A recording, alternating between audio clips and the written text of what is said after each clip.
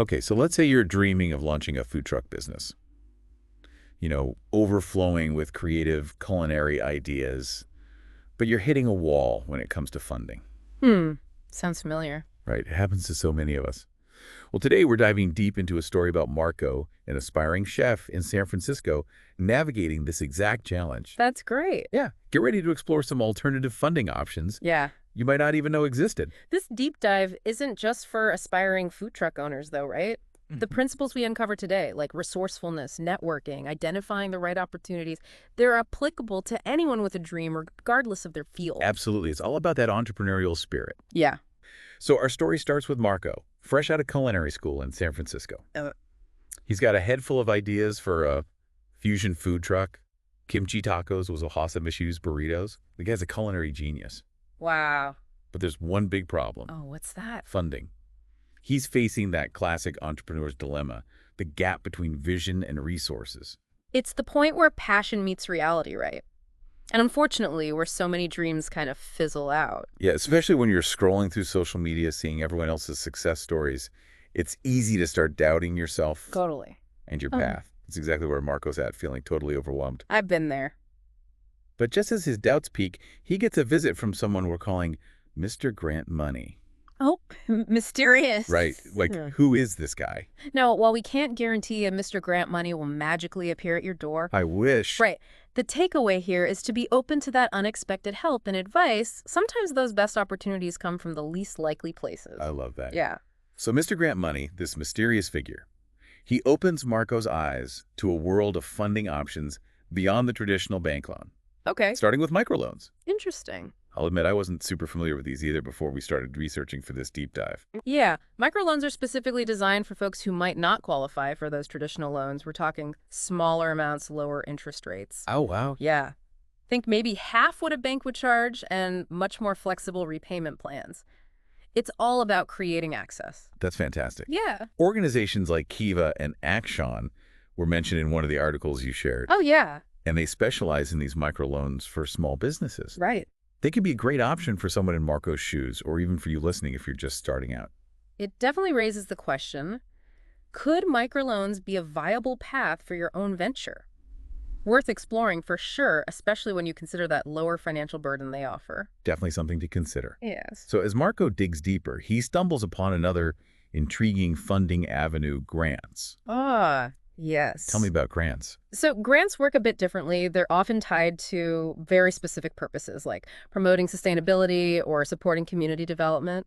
In Marco's case, his unique fusion concept might actually make him eligible for some really specific food-related grants. It's like his culinary creativity is actually giving him a leg up in the funding world. Exactly. It's not every day your kimchi taco recipe leads to financial support. That's a good point. There are tons of resources out there for finding these grants. Grants.gov is a great place to start. Okay, I've heard of that. Yeah, and, local food truck associations or even culinary schools can offer valuable information about specific opportunities in the industry. Great resources. Yeah, But Mr. Grant Money stresses that funding is only part of the equation. right. He also emphasizes the importance of networking. He tells Marco to connect with other food truck owners, chefs, anyone in the culinary world, really. Yeah, networking is so important. Think of it as like tapping into a support system and knowledge base you wouldn't have otherwise. I like that. Yeah, in one of the articles you sent me, there's a story about a food truck owner who avoided this really costly permit issue just because they had connected with someone who had been through the same thing. Oh, wow. Yeah, that's the kind of invaluable insight you gain from networking. It's like Marco's food, right? A blend of different flavors creating something unique and amazing success in business often comes from blending different types of support and knowledge. That's a great analogy. Thanks. So we left Marco feeling pretty empowered, right? Ready to tackle those grant applications and really start networking. Yeah, he's starting to understand that success takes more than just a great idea. It's like that light bulb moment, Yeah, when he realizes that having a solid plan, the right resources, a strong support network, those are all crucial ingredients in the recipe for success. absolutely. And that brings us to one of the most important tools in Marco's arsenal, the grant proposal. Oh, yeah. Let's be real for a second. Grant writing can feel like its own language. It's true. A lot of us might find it intimidating. It definitely has its nuances. But it doesn't have to be overwhelming, A well-crafted grant proposal, it really boils down to telling a compelling story that connects your vision to the funder's mission. It's about finding that sweet spot where your goals align with their priorities. Okay, so it's not just about throwing a bunch of numbers and industry jargon on the page. Yeah. It's about making a genuine connection with the people on the other side. Exactly. Think of it as inviting the funder to be part of your journey. I like that. You need to convey your passion, the impact your project will have, and why you are the perfect person to bring it to life. And this is where Marco's unique fusion concept really shines. Oh, yeah. Those kimchi tacos and wasabi sushi burritos aren't just delicious. They're a story waiting to be told. They tap into current trends like cultural exchange, culinary innovation. Right. If he sources his ingredients locally, it even ties into community building. These are all narratives that resonate with potential funders. So it's about pinpointing those points of alignment between your project and what the grant makers are looking like. Exactly. Remember, each grant will have specific guidelines and criteria. Do your research, tailor your proposal accordingly, and don't hesitate to reach out to the grant makers directly for clarification. Oh, that's a good tip. Yeah, building those relationships can be really beneficial in the long run. Okay, now beyond grants, let's talk about another potential funding avenue. Investors. Okay. This is where things start to feel a little Shark Tank, right? Not necessarily. While some investors might have that intimidating persona, many are genuinely passionate about supporting innovative ideas. They want to be part of something exciting and groundbreaking. Okay, so they're not all like Mr. Wonderful, No, not at all. but they're still looking for a return on their investment, right? Of course. Investors want to see ventures with growth potential, Makes sense. a clear business plan, a solid team, and a clear strategy for generating revenue. They want to know their money is in good hands. So Marco needs to go beyond just being a culinary wizard. Right. He needs to think like an entrepreneur. He needs to frame his vision not just in terms of mouth-watering food, Right. but also in terms of market opportunity, target audience, and financial projections. Basically, he needs to speak the language of investors. He needs to translate his passion into something they can understand and get excited about. Exactly. And that's where a compelling pitch comes in. Think of it as a condensed version of your grant proposal, highlighting the key elements that will grab an investor's attention. It needs to be concise, clear, and captivating. No pressure, Marco. Even the most seasoned entrepreneurs get nervous when pitching. The key is to practice refine your message and be prepared to answer tough questions. Investors will want to see that you've thought through all angles. So they're going to grill you on your financials, your marketing strategy, your competitive advantage, everything. It's all about demonstrating that you've done your homework and that you're prepared to face the challenges that come with running a business. And this is another area where networking can be invaluable. Absolutely. Connecting with other food truck owners or entrepreneurs who have successfully secured funding can provide insights you won't find anywhere else. Learning from those who have been there, understanding the challenges they faced, and getting their tips on navigating the investor landscape can be a game changer. It's like having a seasoned guide on your entrepreneurial journey. So Marco's journey is about so much more than just him and his food truck. Right. It's about building a network of support, tapping into a pool of knowledge, and leveraging the experiences of others. Exactly. And that's a key takeaway for anyone listening. No matter what dream you're chasing, you don't have to go it alone. There are people who have been there and resources available to help you along the way. And that's what makes this deep dive so fascinating. Yeah. It's not just about funding a food truck. It's about those universal principles of perseverance, resourcefulness, and the power of human connection. We've seen Marco evolve from this wide-eyed culinary school grad to a budding entrepreneur, and now we're moving into the phase where his vision starts to become reality. And what's really exciting is that next we'll be diving into the elements that will truly bring Marco's vision to life, marketing, branding, and building a loyal customer base. These are the things that will turn his food truck dream into a thriving business. So we followed Marco's journey from culinary school grad to aspiring food truck entrepreneur. We've explored funding options, grant writing, even navigating the world of investors. It's been quite a ride. Right. Now it's time to turn his vision into reality. And that means talking about marketing, branding, and building a loyal customer base. It's a crucial part of the process, even with the most amazing food truck in the world. Yeah. If people don't know about it, it's going to be tough to succeed.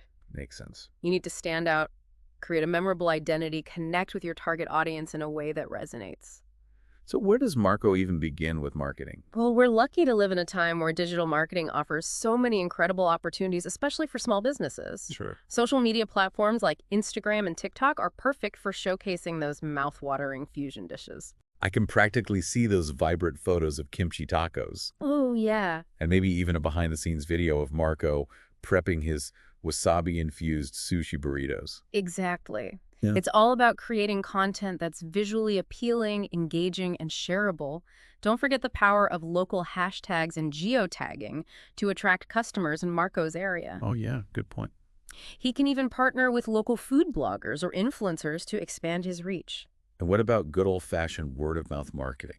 That's still incredibly valuable, participating in local food festivals, collaborating with other businesses, even offering special promotions can generate buzz and those all-important personal recommendations. Right.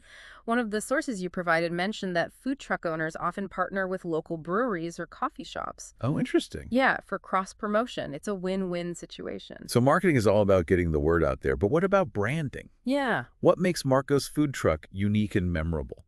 Think of branding as crafting a distinct identity that reflects Marco's culinary vision and personality. It's everything from the name of his food truck to the logo, the color scheme, even the music he plays. Oh, wow, I hadn't thought about the music. Remember that article you shared about the psychology of color? It talked about how certain colors evoke specific emotions and can influence consumer behavior. That's something Marco could consider when designing his brand. It's about creating an experience that goes beyond just the food. Exactly. It's about evoking emotions, telling a story, making a lasting impression on customers.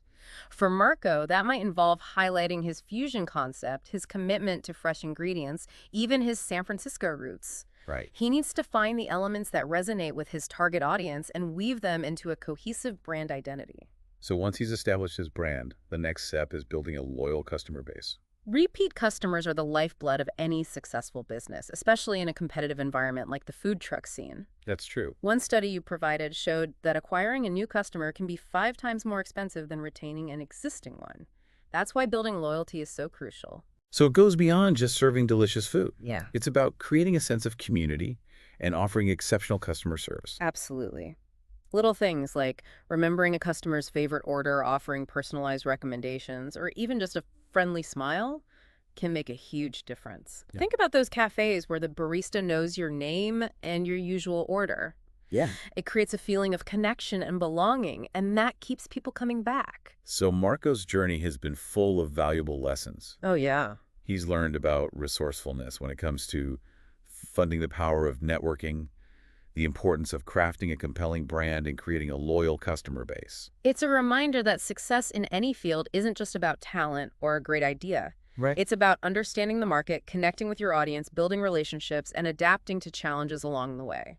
And as we wrap up this deep dive, we want to leave you with a thought-provoking question. What element of Marco's journey resonated with you the most? Was it his determination to find the right funding? The power of networking and building a support system? Or maybe the importance of crafting a brand that truly reflects your vision? Whatever it was, hold on to that insight and see how you can apply it to your own pursuits. Because just like Marco, you have the potential to turn your dreams into a delicious reality